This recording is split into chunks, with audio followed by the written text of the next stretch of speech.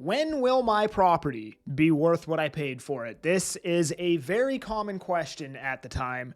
So I'm going to try to, help, if you're in this situation, help you understand where we currently stand in this video. So I'm going to start off by doing some base level explaining, of what happened in 2008, what happened in 2022, and then I give some thoughts and opinions, all right? So in May of 2008, the greater Vancouver real estate market peaked out at 538,000. Now, if you look at the HPI, we would have been basically at those prices again in December 2009. So what is that? Like a year and a half? Just over a year and a half, and you were back at peak pricing. However, I talked to a guy a few weeks ago who told me he bought a pre-sale in South Surrey in 2007.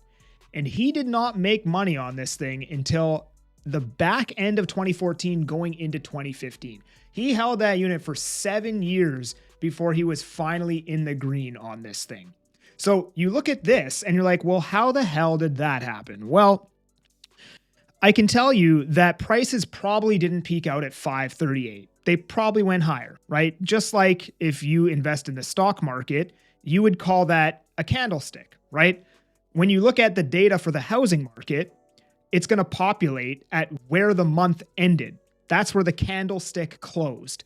But at some point through the market, maybe prices went higher for the first 3 weeks during that month before coming back down and closing at a lower price, right? So in 2022, for example, I don't know about Greater Vancouver, but I can tell you for the Fraser Valley, I'll just show you. I got time today, okay? This is where prices closed for the Fraser Valley. I can tell you that for the first 2 weeks of February, things were selling like $150,000 more than the end of February. So prices would have wicked 150 grand higher and then came down by the end of the month to register at 1.191 million. But if you were somebody who bought that wick, right, then you would have paid a lot more than where the month actually closed, right? So if we go back to 2008, let's just go back to the GVRD, right? Let's say you bought the wick, right? You bought the first 2 weeks of February, the first 3 weeks of February, and maybe you actually paid a little bit more than what that unit was worth at that time. Well, if we go 7 years out, 2008 to this 2015,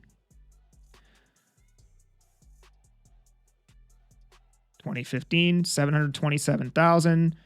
So let's just go 2014. He said sometime in the end of 2014, 691,000. So maybe prices wicked up to, 570,000, and then he paid GST, and then he overpaid for it. And then that's how basically you kind of end up somewhere in late 2014. It took this gentleman until the price of his unit actually recovered and he was making money on it. So that was 7 years for him. Now, something I want to highlight that is different about this correction than in 2008, right? So you had prices peak in basically May or June of 2008, and you had inventory peak pretty much around the same time. And if you look at our market today, prices peaked supposedly around April of 2022, but inventory, right? This is inventory in April of 2022. Now, 3.5 years later, inventory is still rising, right? So where do you want to start that 7 years? Do you start it from the peak of the market, or do you start it from when inventory peaks out? And I would personally start it from when inventory peaks out, because when inventory peaks out, what starts the home prices going up again is when that inventory starts getting chopped down, right? So something interesting, though, is in 2008, it only took a year and a half to chop away enough of this inventory for prices to start rising, right? But again, they probably had way, way more demand at this time that caused that to happen. So the big question is, what would cause something for that much demand to come back into the market to chop away this inventory, or inventory levels regardless, for the prices to actually go up? And that I don't know, but if I had to guess, it would probably be $486 billion spending sprees by the government and lower interest rates and everything in between, and new policies to stimulate demand and stuff like that. that is possible to cut down that 7-year long time frame, which is pretty well exactly what happened in 2008. And that still took 7 years. So the question becomes, if we're starting the 7-year long correction, if we're going to compare this to, a similar time in 2008, if we're starting the 7-year long correction from the time inventory peaks and not prices, has the inventory peaked yet? And I don't know. I have no idea. I'm going to say we're probably close, right? But that peak could come this year, could come next year. I doubt it would come in 2027. It's probably going to be this year or next year would be my guess, is the peak of inventory. Now, I want to bring up this chart again because BMO basically charted out all of the longest corrections in Canadian history and how long they took, right? So this was in spring of 2024? No, beginning of the year, January 2025, sorry. So this black line is our prices right now as of January 2025. So we're probably, over here somewhere now, right? So 2008, within a year and a half, we're back at peak prices, even though some people, depending on their purchase, took up to 7 years to see their home recover, back to what they paid for, right? You had Vancouver 2018 at about 3 years, Toronto 2017 at about 3 years, Calgary 2007 just under 6 years. You had Calgary 2015, just over 6 years. And then you had Vancouver in 1995, which took 8.5 years. And then Ontario in the 90s, which was basically 11 years to recover. So to collect my thoughts here, if you overpaid in 2007 and the aggregate price recovered in a year and a half, but it took you 7 years for your home value to recover, well, let's just say you were a buyer in Vancouver 1995, which took, 9 years for the aggregate price to recover. You might have been holding that property like 13, 14, 15 years before your property actually recovered to the price that you paid for it. Now, back to current day, right? Let's say you bought the wick in 2022, right? And inventory is now peaking 3.5 years later. And if we follow 2028, right? And this is all hypothetical. I'm not doing this to scare anybody or anything like that. I'm just answering the question, when will the price of my whatever recover, right? So you bought the wick in 2022, let's just say, right? And it takes 7 years in comparison to, if we're comparing to 2008, to get back to the price you paid. Well, if inventory peaks this year, you will be looking at 10.5 years. You'd be looking at 2032.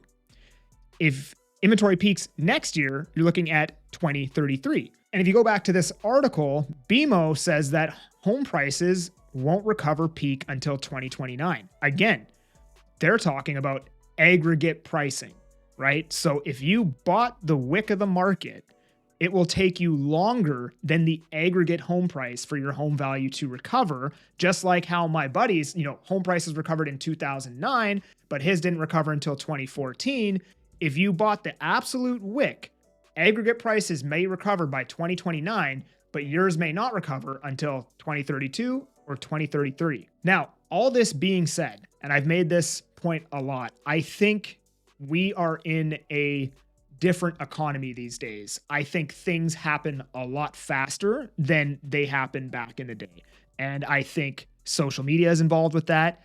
I think the fact that our economy is blatantly fake is responsible for that, right? Because on the upside, we have to do all of these things to cool it down. Then on the downside, we have to do all these things to heat it back up, right? Things that, we probably wouldn't have done like pre-2000, right? So if it took 7 years in 2008, it would not surprise me if it only took 4 years today, based on the government's response to all of the horrible data that's coming out right now. But if I were to do a direct comparison, 2008 to today, you might be looking at a 2032 to 2033 recovery, depending on when you bought your property and what you paid for it. Now, the silver lining in this is that if you didn't buy the run up, if you didn't buy during this bump and you bought any other time before this or after this,